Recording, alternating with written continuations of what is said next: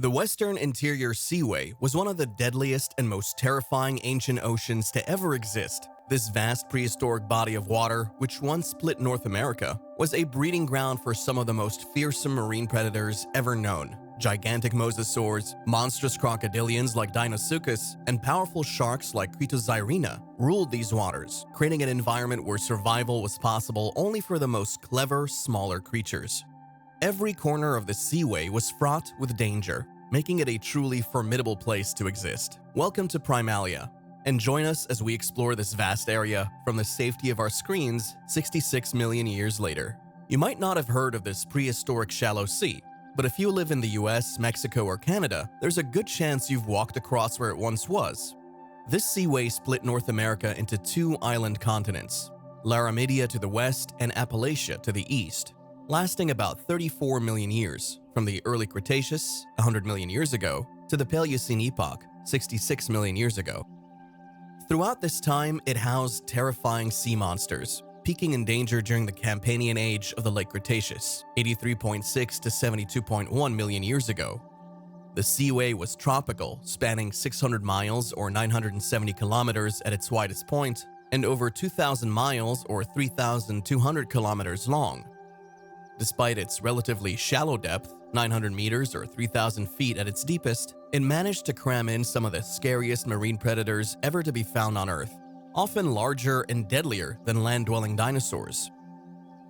Among the most infamous were the Mosasaurs, a group of massive aquatic reptiles. Mosasaurs dominated the seaway, with streamlined bodies built for speed, paddle-like flippers, and specialized teeth that were large, sharp, and sometimes serrated. Over 10 genera of mosasaurs coexisted here, ranging from 6.5 feet or 2 meters to 59 feet or 18 meters in length. The three most common, Platycarpus, Clydastis, and Tylosaurus, were the ones you'd most likely encounter. Clydastis was the smallest, reaching up to 20 feet or 6.2 meters, similar in length to the largest great white sharks, though much narrower, making it an agile hunter in the shallowest parts of the seaway.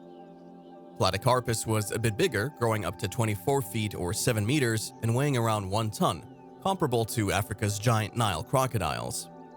Despite its size, it wasn't a huge threat to megafauna, as its fragile teeth suggest it preyed mainly on small fish and squid in deeper waters. But Tylosaurus, the largest of the trio, was a different story. This beast could reach 52 feet or 15.8 meters, similar to a humpback whale, and was one of the largest mosasaurs on the planet. It had powerful, serrated teeth, perfect for tearing through large animals, and was an apex predator, hunting everything from plesiosaurs to other mosasaurs. It even had a unique snout that acted as a built-in battering ram, used to bash prey with brutal force. Evidence shows that Tylosaurus was a hyper-aggressive animal, often attacking anything that moved, including its own kind. Despite Tylosaurus's ferocity, Mosasaurus, another giant of these waters, still held the title of the largest mosasaur, occasionally growing to 56 feet or 17.1 meters and weighing over 10 tons. With a massive skull, large teeth designed for slicing, and a bite force estimated between 13,000 and 16,000 pounds per square inch, Mosasaurus was another apex predator. It relied on powerful binocular vision rather than smell to hunt in the murky depths, and like Tylosaurus, it ambushed prey with deadly efficiency. Another formidable predator was Prognathodon, slightly smaller than Mosasaurus but still deadly, with a ferocious bite. It was from the same family as the mosasaur, and here are some key facts. Prognathodon could reach lengths of up to 10 meters or 33 feet or more, making it a formidable foe to Mosasaurus. With a robust skull and powerful jaws capable of crushing hard-shelled prey like ammonites and turtles, as well as softer prey. It had a unique dental structure with broad, rounded teeth that were well adapted for crushing, a feature that set it apart from other mosasaurs. Notable fossils of Prognathodon have been found in various locations, including Morocco and the United States, providing valuable insights into its anatomy and behavior. But even the largest mosasaurs didn't have the deadliest jaws in these waters. That title belonged to Deinosuchus, one of the largest crocodilians ever. Deinosuchus lived on both sides of the seaway, growing up to 39 feet or 12 meters in length in the west and weighing up to 8.5 tons.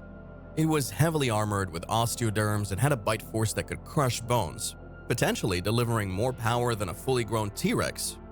Fossil evidence shows that it preyed on anything it could catch, from marine turtles to dinosaurs.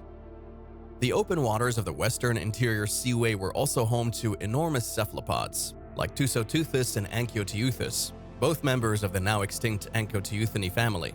These squid-like creatures could grow up to 10 feet or 3 meters long, using their tentacles to catch fish and even small marine reptiles.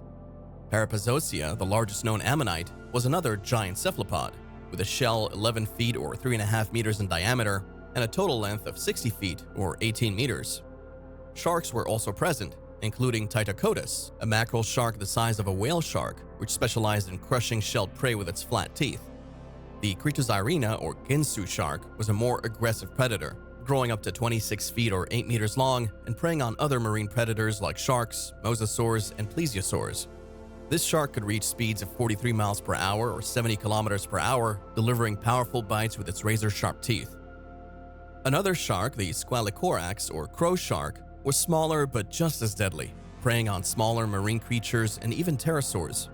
It was also a skilled scavenger, often feeding on the remains of larger animals.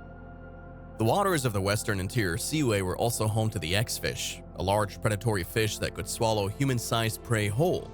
And while plesiosaurs also inhabited these waters, they were mostly specialized for small prey, using their long necks to ambush fish and other small creatures.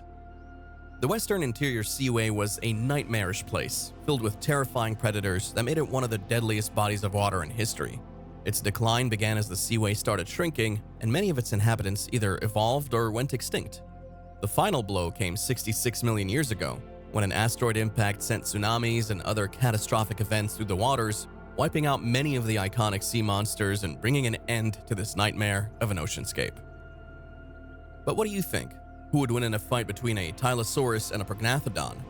If this is the kind of content that makes you happy, consider liking, subscribing, sharing, or leaving a comment. Be sure to share it and watch it again to remind yourself of key facts before class. It really helps the Primalia channel reach more people and spreads our love of ancient biology. Also, be sure to check out Primalia's video on Megalodon. Stay curious.